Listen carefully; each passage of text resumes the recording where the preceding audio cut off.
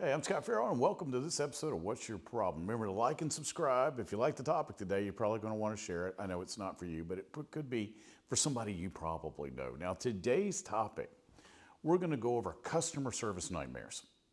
Why? Well, I write books on business and behavior, and I'm sure that you've had customer no service before. So let's diagram how not to handle things based on something that happened to me in the last 2 weeks.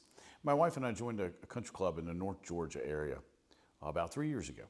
And we did it because we're anti-country club and we like to be alone. And it was a tranquil place to be. And it was like our own private Idaho, right?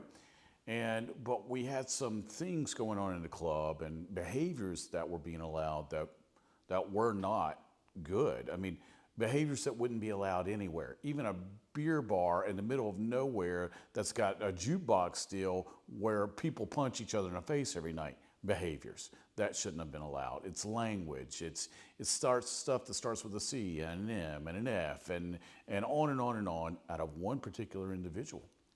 And we'd address these issues, and for 3 years we've addressed these issues. And the other day we went and wanted to have a Sunday lunch, and this individual was in the bar.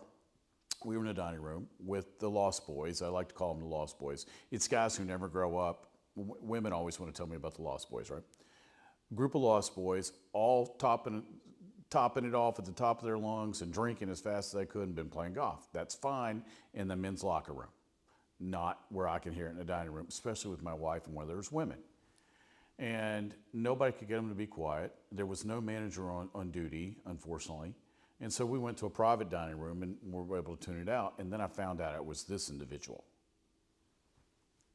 And my wife, being the patient person she has been for 3 years, said, "That's it. We're done." We resigned that day. And we did. We resigned our membership because our own private Idaho was being invaded by the Lost Boys and we didn't want to deal with it anymore. And we realized that nobody was going to deal with this individual or these individuals. So we sent an email, "Hey, here's why, da da da da da." Normally, under this circumstance, somebody will call from customer service, or this happened to be the owner, and they'll say, "What can we do to make this right so we can keep you as a member?" What we got was, "Here's all the stuff we're building this year. You're just going to miss out. Good luck." Wow, that's not, I mean, again, I consult the businesses on behavior. I would never tell anybody to handle it that way. Why? Well, same thing for everything. Now that we have social media, now that we have ways to do reviews online, it can be devastating. And this club's not had a stellar 3 years, and we've watched owners and managers change, and they keep screwing it up, and reason why we wouldn't buy a house there, and on and on and on. And then the guy tells me because of someone else's behavior that he's chosen to tolerate, I can leave. And I'm one of the nice people. I don't ever talk. I go up, eat, hang out. I'm really kind to the staff because I used to be one of those people at a country club. But this individual's bar tab, who knows what it is? And they've never acted like they've had any sense. And there's several of those people. And so why would you let a valued customer who takes care of your property go and keep the one who runs people off? Well, I don't know. I can't answer that question. But I ask this of business owners all the time. You are training people how to treat your property and your clients and you by allowing behaviors. And my mentor taught me this. A behavior ignored is a behavior condoned. So whatever you ignore will be condoned and you will replicate those behaviors. And apparently this individual's gotten away with it his entire life. Now, I offered to go handle the problem. Because remember, I wasn't always a pastor and I wasn't always a nice guy. The old me worshiped Satan. So you can imagine what I was like pre-Jesus. So that pre-Jesus guy is still here. I just don't like to bring him out unless somebody's threatened my family and my wife. I had it. And what really cheeses me all the time is when people do it in front of women. Yes, I was raised to respect women and not act like that in front of women. And this individual seems not to respect anybody, especially himself. Now, and then I diagnosed the problem. Well, the individual's problem is he has no self-esteem, very little self-respect, and has never really been loved. I get all that, but that's not why I joined this club. But to tell a client, a valued client, that That's great. You're just going to miss out. You try to fear of loss me. This ain't a car dealership in the 1970s, and you're not trying to sell me a Cutlass Supreme here by 315 because your boss is going to fire you if you don't. No, this is a country club that's billed itself and is rated one of the top ones in the state of Georgia. You've told me you don't value me, you don't value my money, you don't value my opinion, definitely, and you don't value the way I've treated your club for 3 years. Now, if you notice, I didn't name the name. It's in North Georgia. You can figure this out yourself. It's close to South Carolina. I'll give you a little more geography. But we've been back and forth. Actually, we talked about it that day. Should we keep going? You know, we don't even live in that town. It takes us an hour and a half to get here. Is it still worth it? Now, we love the staff. Wonderful people. I can't say enough about the young lady that was there that day. She's fabulous. Some of the members, yeah, but that's everywhere. That's everywhere. That's every club. That's every gym. That's every church. That's every place you go to work. It is what it is. But the owner to tell me that I'm going to miss out because they're building a spa. Dude, I got a massage therapist 5 minutes from my house and does my massages. I don't need your spa. What I need you to do is actually value me as a client. So if you're a business owner and somebody brings a complaint to you, is the complaint valid? Because every complaint has some validity to it, whether it's true or not, because you go, all right, any validity? If it's not, throw it aside.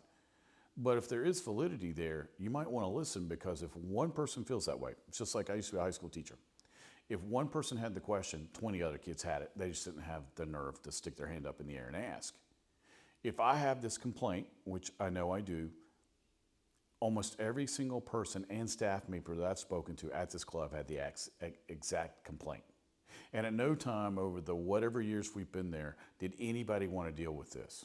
Again, behavior ignored is behavior condoned. So now we're no longer members there. We're not even sure if we'll ever join one again. I've been a member at several clubs. I've stopped playing golf. All I do is eat now. So is it even worth the membership for me now? But I did it. It's a place to meet people, meet clients, take our family, have a nice dinner that was quiet. And now that environment's been polluted, there's no reason to continue on. So if you own a business, if you're a member of a club, if you deal with the public, always remember, when someone addresses something, especially as egregious as this, there's validity there that you might want to listen to, because down the road, if you allow this behavior, you will end up with no business. And this club was having financial troubles. They always have since they started. Apparently, I get this from the townspeople. And the new ownership's taken over. It's great, but they don't seem to be listening to their members or clients. Always listen to your clients. Your clients will tell you exactly what they want. And if it's in your wheelhouse to do it. If it's legal, do it. If it's part of your makeup or of your bylaws of your business, do it. If not, don't. But always don't. Wow, my English teacher would want to smack me for that. Always listen to your clients. Don't be customer no service. Give a little plug for Clark Howard on that one. But don't be the other person on the phone going, I don't really care what you've got to say. We've got X. Well, you don't always have that if you continue to treat customers like they have no value. All right, that's my soapbox today. I know you probably had the same thing happen at a dry cleaner or a restaurant somewhere. This just happened to me this week. All right.